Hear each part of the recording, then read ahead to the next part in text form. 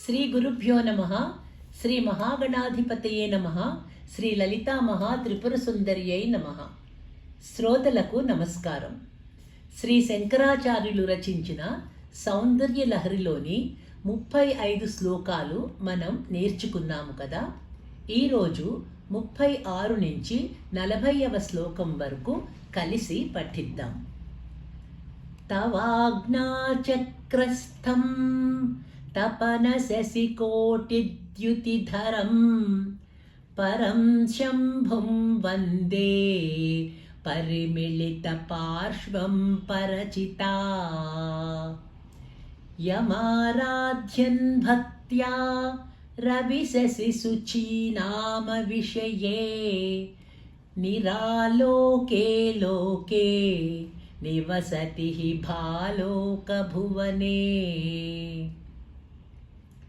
విశుద్ధౌ తే శుద్ధస్ఫటిక విశదం వ్యోమజనకం శివం సేవే దేవీమపి శివ సమాన వ్యవసితా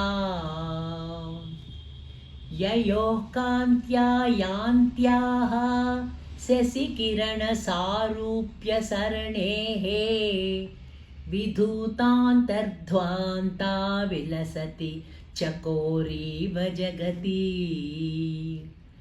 సమున్మీలత్ సంవిత్ కమల మకరందైకరసికం భజేహం సద్వంద్వం కిమపి మహతాం మానసచరం యదాలాపాద్ అష్టాదశ గుణిత విద్యా పరిణతిః యదా దత్తే దోషాత్ గుణమఖిల మద్భః పయ ఇవా తవ స్వాదిష్ఠానే హుతవహమధిష్ఠాయ నిరతం తమీడే సన్వర్తం జనని మహతీం తాంచ సమయాం యదా లోకే లోకాన్ దహతి మహతి క్రోధకలితే దయార్ద్రాయా దృష్టిః శిశిరముపచారం రచయతి తటిత్వంతం శక్త్యా తిమిరపరిపంధి స్ఫురణయా స్ఫురన్నానారత్నాభరణ పరిణద్ధేంద్రధనుషం తవ శ్యామం మేఘం కమపి మణిపూరైకశరణం నిషేవే వర్షంతం హరమిహిర తప్తం త్రిభువనం.